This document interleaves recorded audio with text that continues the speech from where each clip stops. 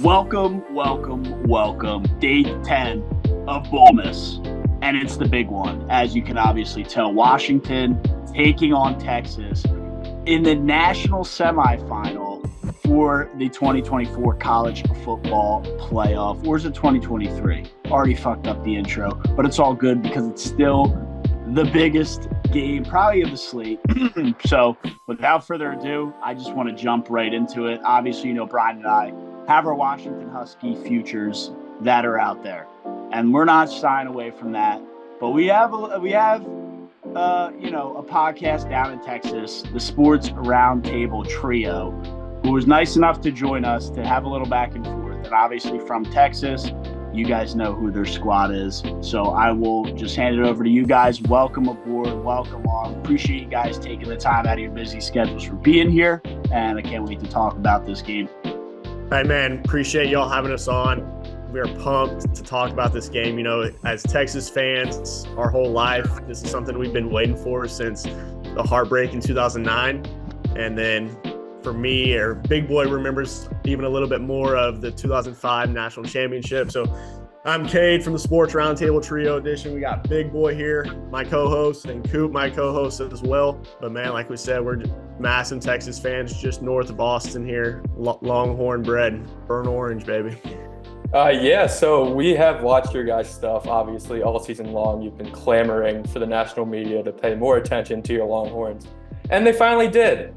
In that last selection show, they snuck in. They got the 3, but they kind of needed to sneak in. So we were sitting there hoping our Washington Huskies would play FSU in that first round. That's not to say we're not confident with this game coming up against Texas. But I kind of want to hear your reactions or your thoughts going into that selection show. And if you were confident or if you were a little nervous, kind of just what it was like for you. For us, we were a little nervous, but at the same time, I didn't think they wouldn't let an SEC team in there. And with us beating Alabama earlier in the year, I thought they had to let us in, after that happened. I personally think if Georgia would have won, I don't think they'd have been in there, and FSU would have been in there. And I do think FSU, they should have been in. I think they got hosed. Once Alabama won, I was like, okay, I think we really have a shot to get in this thing. Yeah, that Texas win really just screwed up everything. The Texas win over Alabama, because you could even argue UGA, even though they lost their SEC title game, got snubbed. I think they were one of the best 4 teams. So if you're going to do that, then I don't know. But and the way that Texas, won the Big 12, that was a big statement. Yeah, they smoked OSU, so that was big after they did that. And that's what they needed to do, right? They needed to kind of go out in a big way. They kind of left it to look, we did everything we had to do to prove ourselves. I think they really left it out all on the table, and that's kind of why we saw them get in. You can say sneak in. You can talk about Florida State. There's obviously so much more drama behind it. But, our other guy, Jack, who does this with us, he's a big FSU guy. He hates when I say it, but I think these are the matchups that it should be. Michigan, Alabama on one side, Texas, Washington on the other. That's just the way I see the Final Four laying out. Before I jump into the next question, though, I just want to see your guys' take. Do you think the committee got it right with the top 4? Obviously, you're going to be a bit biased on Texas, but do you think that Final Four, because there were some other snubs out there, and kind of like Brian was alluding to, did they get it right? Did they do the right thing? Or should they maybe have done something different? Listen, at the end of the day, you got to think, no one wants to admit it, but the college football playoff, it's a business. It's who's going to sell the most tickets. Sorry, Florida State without a quarterback, with no offense really. Yeah, their defense is going to win championships, but no one wants to see that. They're just not going to sell tickets. So at the bottom line is they pick the best 4 teams that they think are going to go put points up, that they think are going to go put butts in seats, and that's it at the end of the day. So, yeah, I never really even thought of it to that extent of selling tickets and putting seats in butts. But yeah, it's definitely the most electric offenses on that side of the bracket. I think it'll probably trend towards a more defensive battle with Alabama and Michigan. But obviously the headline with Saban and Harbaugh is enough in itself to fill the seats, sell the seats, and get eyeballs on the game, right? Texas and Washington, I'm going to have my eyeball on that. If Florida State was in there, I can't say I'd be as committed or as locked in, regardless of they have the hardcore fan base, and that's great. But I just don't think I'd be as locked in as I am going to be, obviously Washington for those reasons. And Texas is an electric football team. I mean, there's nothing to take away from that. They are electric and definitely deserving of being in this spot. So it's props to them. Congrats to them. And happy you guys are able to kind of experience this, because I know it's been a little bit of a rough ride for Longhorn country over the past decade or so, or I guess since 2009 or back since Vince Young, really. I do want to jump in kind of real quick. Obviously Texas will be joining the SEC next year. Brian is an alumni or an alumnus, however you want to say it, of Auburn. So maybe in the future we'll have a little back and forth there. But yeah, I just kind of want to hear your thoughts, I guess, on that. Are you guys excited to be in the SEC? And then maybe just address the Texas A&M cult, as that will really come to life now with all parties being in the SEC. No doubt. I mean, obviously being in the SEC that's the power conference of them all whenever it comes to not only football, but it's going to help in recruiting. Obviously, you see all these kids, they want to play in the SEC, right? So with Texas and obviously OU kind of following Texas, little cousin pair, you could say, both going to the SEC. It's massive. Finally getting to renew the A&M game, hopefully on Thanksgiving this year. I know that it's on Saturday right now, but they're saying it's going to be a flex game. So it could possibly still be moved to Thanksgiving. So that's massive. But having that game back, just so you can say that you, as a UT fan, UT itself, that you own Texas if you go and beat A&M, it's awesome. And that Colt's terrible. Everyone hates A&M unless you go to A&M. So don't let me get started on that Colt. We can't stand that Colt. But hey, it's all right. The big brother is going to go take care of the little brother. Okay, it's time to get that rivalry back on. Keep in mind, Texas owns the rivalry 76-37. So just going to throw that shot out there. And on A&M's part, they don't even have girl cheerleaders at the end of the day. So, I mean, who really are they? So watching the videos of those cheerleaders or whatever you want to call them without the music, it's scary. Like it's legitimately so weird. Like nightmare fuel. Yeah, but Texas A&M's in shambles. I think you guys will be okay for those first couple of years. I know they beat Auburn this year. That was a tough game, but yeah, Jimbo's gone. I think you guys are okay. And I grew up, being able to watch the Thanksgiving game and A&M, and like me growing up, I always looked at A&M even more than a rival than OU. Just I guess because I had family members that were Aggie fans, so it's going to be awesome getting that back. But I definitely believe us hitting the SEC with the momentum we have now, it's really going to help us instead of limping in like some other teams have, so. And with A&M as well, like this is, I guess, like a little bit off topic, but still correlates to A&M. Like I'm not from Texas, never been to Texas, so you guys can attest to this a little more.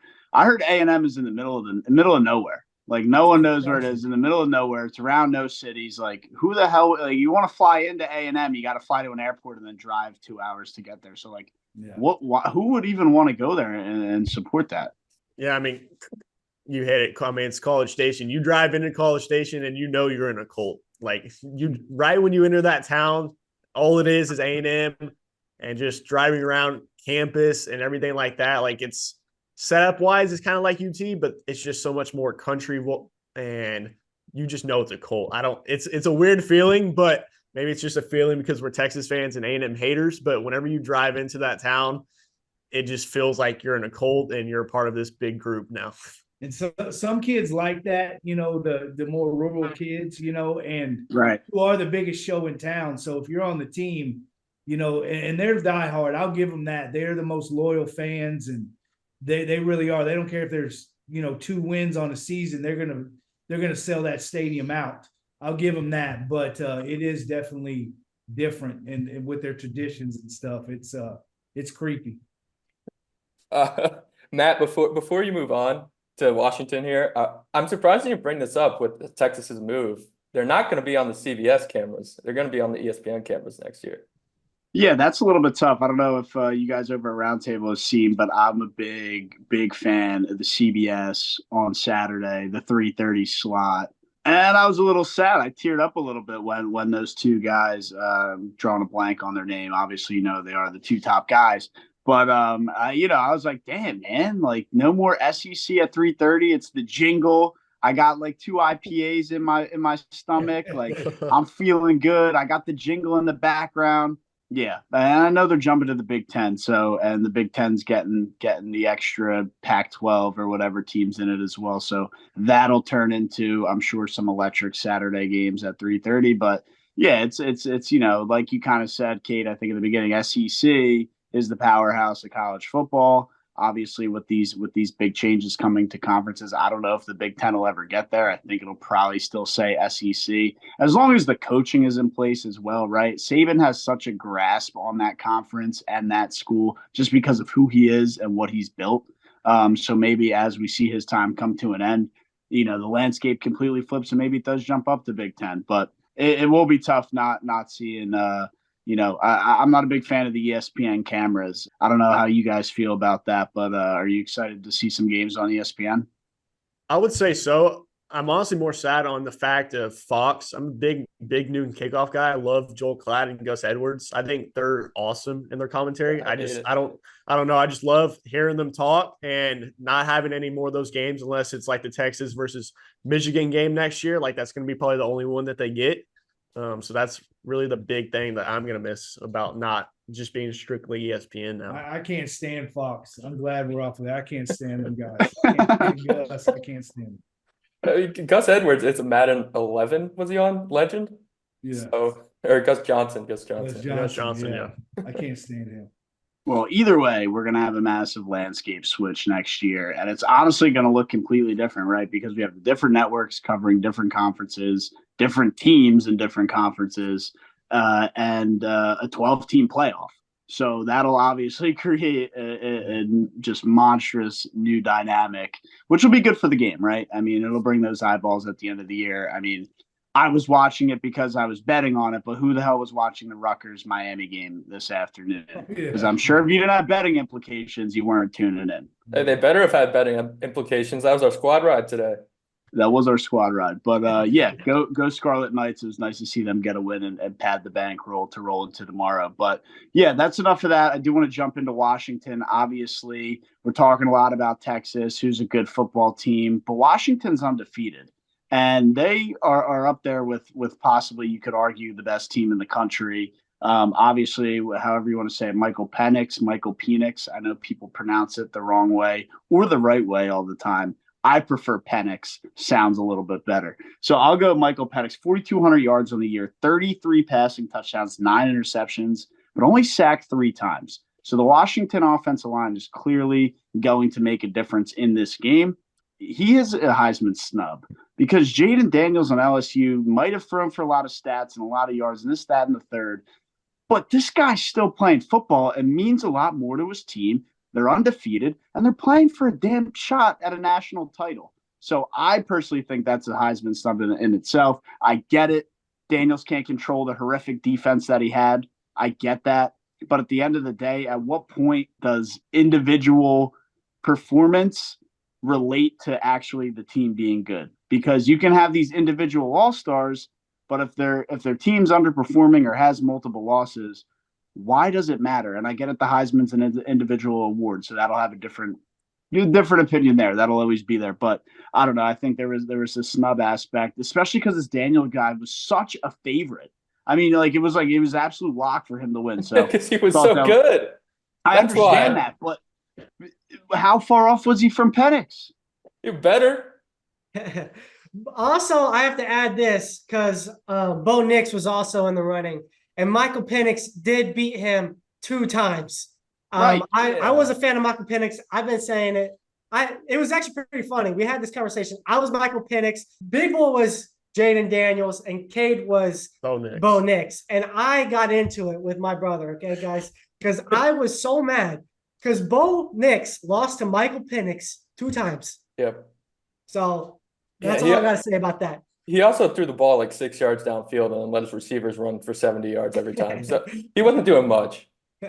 Doesn't translate on the box score that way. So yeah, I mean, other than that, we could obviously have a big Heisman debate as well. But for the Saturday of this show and getting to what everybody cares about, and that's the predictions, I want to just say Washington's a good football team. And Brian, if you want to bring us through some of these skill positions here before we let the round table introduce Texas. Yes, so my guy on this team is Dylan Johnson. He's a straight dog. He runs through everybody. He can run faster than everybody. He scores touchdowns.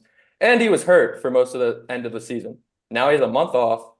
Texas's run defense is very good, and we'll get into that in a bit. So that scares me a little bit. But then you have the receivers out there. You have Penix throwing the ball.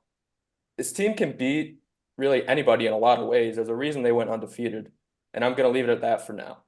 Well, without further ado, let's hear what Texas has. The Horns, over the last couple of years, have always been known as a team that has either offense and no defense or defense and offense. And this is kind of the first year in a while that they've kind of played some good football on both sides, especially the defense. Usually Horns pass in the Big 12, the defense, they give up 40, 50 points a game, right? But now the new regime in third year with Sark and PK, the defense has been balling, and one of the top defenses in the nation, top defense on third downs in the nation. Obviously, Brian talked about it. The run defense is spectacular, right? You got the two big D tackles, probably. I mean, they both graded out as the top D tackles in this whole season in Sweat and Byron Murphy. Sweat's probably going to be first round. Murphy probably fall to the day 2 just because of his size, but I mean, that's the defense, right? You got Jalen Ford. You got stars all over the defense. The secondary going into this game is a little dwindled down when it comes to the safety position. So that is one scary piece, obviously, with how Michael Penix can throw the ball. But the corners have been playing really good. They're all very young, love to play press and get up on you. And obviously, the offense speaks for itself, right? You got Quinn Ewers, missed a couple games, but still threw for just over 3,100 yards. 21 touchdowns, I think 5 or 6 picks on the year, missed 2 games though. So those could be a lot more higher if he did stay healthy. Then the run game obviously has been big to start the year. Was Jonathan Brooks. We all know what happened there. Probably should have won the Dokic Award. I hate how they treat dudes when they get hurt and they don't let these guys still win the awards because he is better than Ollie Gordon. But besides that, it's kind of turned into a 3-back stable horse with Jaden Blue, Cedric Baxter, the freshman stud who's been there all year, and then Keelan Robinson, the old Alabama guy. All kind of 3 different pace backs, and Sark's been dialing it up for him. Yeah, and after Jonathan Brooks got hurt, to me, Sark trusted in Quinn more, and it's opened up the offense. It's opened up the playbook, and I really think for Texas to be able to win this game, it's going to be on Quinn, and Quinn has to have a game. And he comes in clutch in big games, man. And really think that after, the Jay Brooks got hurt, he just said, all right, I'm trusting in Quinn, and Quinn has produced since that. And if they can come out anything like they did against Oklahoma State, I know it's a better defense in Washington, trust me. But Washington still gives up a lot of yards passing. Quinn can capitalize on that with the 3 receivers and the tight end. I don't think Washington's seen an offense like UT has as far as the weapons. I really do. I think, to me, Oregon was overrated all year. I don't trust in them really. And I do believe, I know USC and I know Utah, but I do believe that these weapons that UT has, they're going to surprise them on that. Well, USC, they were a bunch of frauds in themselves, Yeah. right? I mean, they completely floundered out. And then I think Utah as well, their offense was pretty abysmal, and they just relied on that defense. But I think you're underselling Oregon slightly there. I think Oregon was pretty solid the whole year, especially on the offensive side of the ball. And we saw them obviously go off against Washington and still didn't get the job done. So Oregon definitely was a solid team, but I think that really just goes back to the whole Bo Nix thing. If Nix was involved in that Heisman race, I don't know how Penix is just like completely snubbed off. But I mean, obviously going to be an electric Final Four, right? Whichever way we put it. I still think these are the matchups. I think Texas, you're right. They were dominant down the stretch. They had the miss up in the Red River rivalry against OU. And that was about it, right? I mean, they took care of business against Alabama, who's also in the final now. And they really geared it up and turned it up down the stretch. I think you said Big Boy with Ewers. He really looked electric down the stretch. The decision making to me is what's going to make the difference in this game. So you're going to be able to read the defense. You're going to be able to read what they throw at them. I think if they start throwing some crazy combinations at them, some fake blitzing, or bringing the house, if they get him off his game a little bit and he can't make the quick reads, I think they could get into some trouble there. But, Cade, I think you also mentioned it with the three-headed running back room, right? They're going to be able to change the pace all game long. Washington isn't going to know what to expect. I could see Texas going in there and having the one running back on the left and one on the right, and you have no idea what's coming at you. There's obviously playmakers on that offensive line. They're obviously able to convert over into a three-headed horse in the backfield. The O-line is playing well. So I think it's going to be a shootout, right? I mean, there's going to be a lot of points one way or the other. Is it going to be a Texas blowout? Is it going to be a Washington blowout? Is it going to be just a high-scoring game by a touchdown or a point? That's to be seen. But, I mean, without further ado, I think we got to jump into some predictions here. I think we can kind of tell on which way everybody's going to roll, but we obviously still want to get in to see who we think's winning and by how much if we got some score predictions. But before we get into the game that we're here to talk about, we obviously got to address Harbaugh versus Saban, Michigan versus Alabama. I'll jump it over to you guys, a round table. Who's winning the almighty head coaching battle? Yeah, I like Michigan. I think Michigan is going to beat them, and I think they're going to cover the spread too. And so I do like the under also on that. I think it's going to be a tough game, but I do think Corum is going to have a game, and I think they're going to run the ball on Alabama. I'm gonna go with Michigan as well. I think Michigan runs the ball better. I'm a big believer in whoever runs the ball better in the game has the edge, even though I've been 50-50 on this game for a while. Because you also have to look at the other side of it. Nick Saban's been there. He's done that. So you can't ignore that. You can't ignore that he knows what he's doing. I mean, right. He's going to go down to be the greatest college coach of all time, in my opinion. So you can't ignore that. But I also think that Michigan's O-line and their run game are going to get them going. So I'm going to go with Michigan. I'm going to have to go with Bama and Nick Saban. I just think they're rolling. The offense, they got it down. They know what they're doing. The defense will step up. The only thing, obviously, that's scary is that O-line from Bama going up against Michigan's defense. But I personally think that I have not seen enough proved from Michigan's offense from the passing standpoint. If Bama can go in and stop that run early in the game, I think it's going to be interesting if you have to see J.J. McCarthy throw 30 pass attempts to try to win the game at the end of the day. So. Well, it is definitely going to be an interesting battle. And I think what people are kind of blinded by, because, these semifinals are going to be huge. But if Bama wins and Texas wins, how the hell is UT beating Bama twice in 1 year? It's going to be tough. It may be the most watched college football game of all time. It's going to be tough. And it is one I'd love to watch, and one hopefully we will attend if that does happen, since it is in Houston this year. So.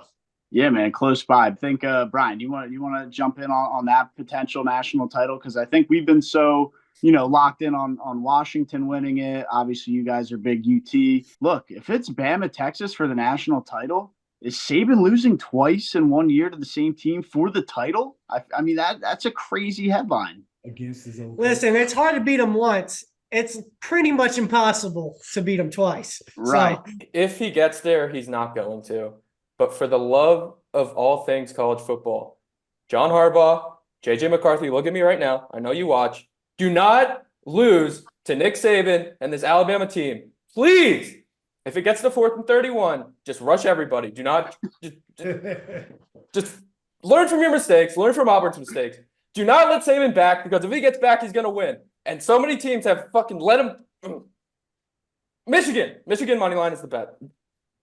Yeah, I don't hate the Michigan play, right? I think people just look at Saban and they're like, I gotta go Alabama. But Michigan could be a sneaky play, and they're obviously undefeated and there for a reason. They beat Penn State, they beat Ohio State, checked all the boxes to earn that top spot. And Alabama, their next test in their way. I think, you guys might have sold me there on a little Michigan play. But again, you can never count out Saban. Been there, he's basically can put the college football playoff that it's been since 2013 or whatever, and then put Saban's head next to it because he's either, won it or been involved in it for pretty much its entire existence. Let's just get into the predictions. Who's winning the big one? Washington, Texas. I'll start with you guys over the sports roundtable. Let's hear who you got. Maybe a final score in there, or if you don't want to throw out a final score, just how much does the team win by? Is it a blowout, close game? What do you got? I've been waiting a long time for this game, man. It's been crazy. Okay, it's here. I'm gonna point out something real quick. Okay. I'm going to say a key for the Texas. I'm a defensive guy, okay? I'm going to say a key for the Texas defense, and then that's going to lead me to my prediction, okay? Texas needs to play man coverage, head-to-head, bump and run, okay? You cannot let Penix just sit back there and tear you apart because he will. You mentioned it. Another big thing, it's the best offensive line in the nation who got voted for, by the way, in Washington versus the two dogs on the Texas D-line, okay? They got to disrupt the pass, get pressure on Penix, and it's going to happen, okay? They're going to stop the run. They've stopped the run this whole time. So I don't know if y'all think that, but I'm just telling you right now that Texas is going to stop the run. So with that being said, I'm going to go – Texas hasn't scored under 30, so I'm going to go Texas 35, Washington 28. That's Coops. I'm going to look at it. I think with Washington's power offense, everyone's looking at it like that. Washington's offense versus Texas defense. Texas's offense isn't too far off from Washington when it comes to the skill players. And I think if Texas can get tempo on offense and keep Washington's defense off edge, which if past games this year, they've struggled with teams who run tempo when they're trying to exchange players out, get play calls, and they struggle. So if Texas can keep the tempo up, I got 38-28. I got 38-28 Texas. I think it's going to be high scoring, kind of like these. I think it's going to be Texas 38, Washington 35. If you can get the 4 points in Washington, take that, and Texas will still win, but you'll get your money back. So there you go. I think the over is a lock. Personally, I think. I mean, everyone and their mom should be on the over. This game screams over. And then usually that's when it goes. It's gonna be 17-12. Right, 17-13 in a defensive dogfight, which wouldn't be fun and not what anybody is looking for. I mean, look, Texas. This is their time to shine for the first time in how many years? A lot of years, we can say that. Do you think coming down to crunch time in the game, third quarter, going into the fourth quarter as we roll along, like, is there a choking element involved? Like, will it get to their head like that it's been so long and they know the entire Texas community's behind them and they know what's at stake? And I get it, Washington hasn't been there, right? So there can be that whole element too. But like, I feel like is Texas a team where it might just get in their head a little bit? I honestly think the Oklahoma loss was the biggest game for them this year because they got that adversity right. They bounced back and played the best ball they did after that game. And not only did they lose that game, but they were also beating Oklahoma with a minute left in the game and blew it, right? So they've learned from that. They've had a bunch of other close games, just like Washington has this year, one-score games where they win at the last minute. So I think there's been enough of those games to where Texas is just ready to go and they know what they have to do, and they have that championship mindset since that Oklahoma loss, and I don't think it's going to change. I'm going to piggyback on that. I'm going to say I'm a diehard Texas fan, and I'm not scared to admit it. Texas has a tendency to play down to their opponent, down to the level of their opponent, and up to their opponent. I think they're going to come out and play to the level of their opponent, which Washington is a good team. So I don't think so. I think they're good this year.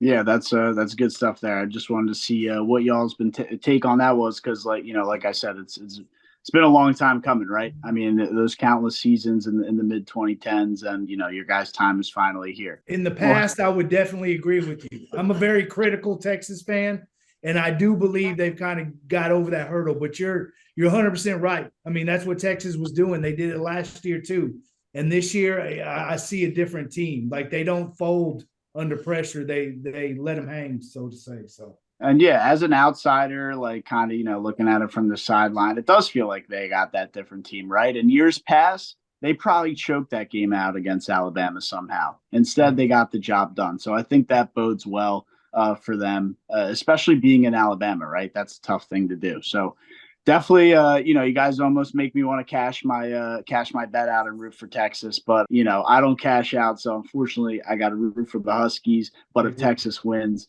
I won't be that mad because you guys do got an electric squad.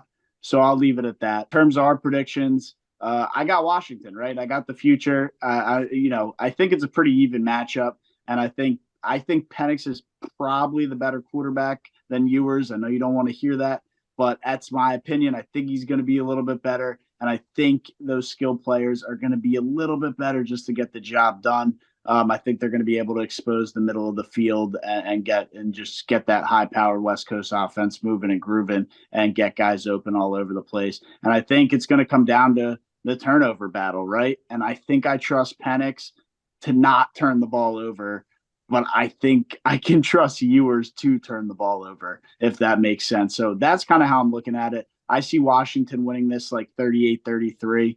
Definitely high scoring. I'm going to stay on the high scoring side. And I'll jump over to you, Brian, to see kind of what your take is. I think we all kind of know where you're going to go on this. And then if you guys kind of want to go back and forth on that, we can.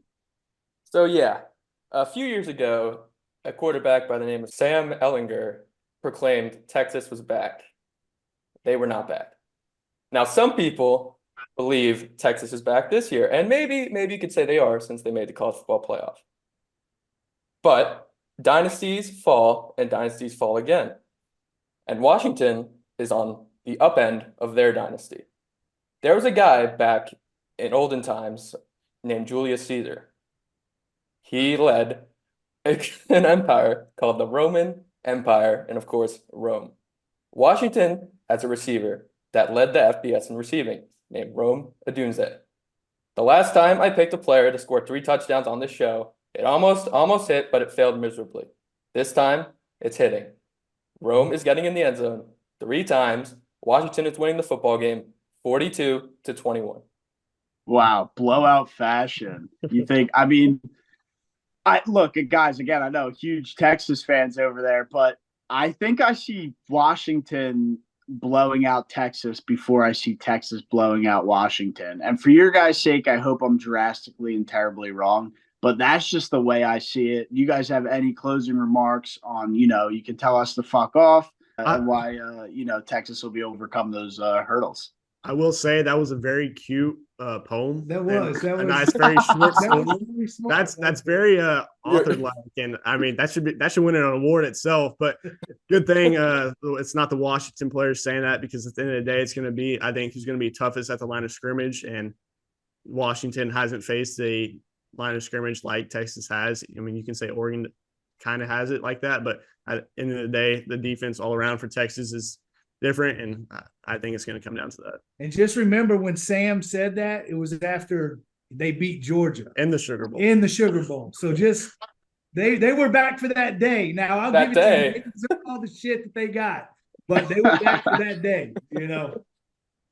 Yeah, you guys are lucky I didn't sing. I've been known to sing on this show. Yeah. The singing to a minimum is better off for everybody. So we're glad Brian didn't pull that out. But yeah, I mean, obviously electric show. And the only thing that's left is for the boys to go out there and play the dang football game, right? I mean, that's kind of what it's at. We're at the weekend. It's New Year's weekend. It's, I think you said, Coop, you've been waiting for it for a long time for this one. Well, the time's finally here. The weekend's here. It's New Year's, and we got 2 national semifinal games. And for you guys, this is your NFL Super Bowl, right? I mean, this is what you guys have been waiting for so long. And, obviously breathe it in, take it in. Like my Philadelphia Eagles last year choking the Super Bowl. I don't know when the hell we're getting another shot. So it doesn't come often. So enjoy it. And, may the better team win. Let's just hope, I pray we don't get a ref show and the refs dictate the outcome. That would be the last thing that anybody wants to see. But other than that, make sure everybody checks out, the rest of the Bowlmas content we have. Check out the Sports Roundtable trio. We will drop a couple of their links in our description so you guys can head over there and check out all the great content they have. If you like the UT talk, the content, the commentary, the conversation, definitely check them out because they're going to have everything you need to know regarding Texas football. And maybe you guys will probably roll into Texas basketball because I'm pretty sure they have a pretty solid program too. They're pretty good this year. They're a damn good team this year too. So when football kind of comes and goes here, we will definitely be tuned in for some college hoops, especially with Texas. I don't know if you guys have seen, we're pretty big college basketball guys over here. So definitely going to be interested to see what you got on Texas, because if they're a wagon, I'd love to hear about it. So other than that, I just got to say thanks for being on, guys. I mean, I know y'all have been busy. It's been a tough coordinating people getting on and off with a lot of the guests we had. So we appreciate you guys taking the time to hop on here. Best of luck with everything you guys are doing. And I just want to say thanks, man. Appreciate it a lot. Yeah, appreciate it. Appreciate y'all having us on. Tune in. We got an episode coming out tomorrow morning. We got some special guests who are down in New Orleans right now. They're going to be talking this Texas matchup with a little bit more intel than what we have. So tune into that if you want to listen to that. But we appreciate y'all having us on. Cam Coleman's winning the Heisman next year.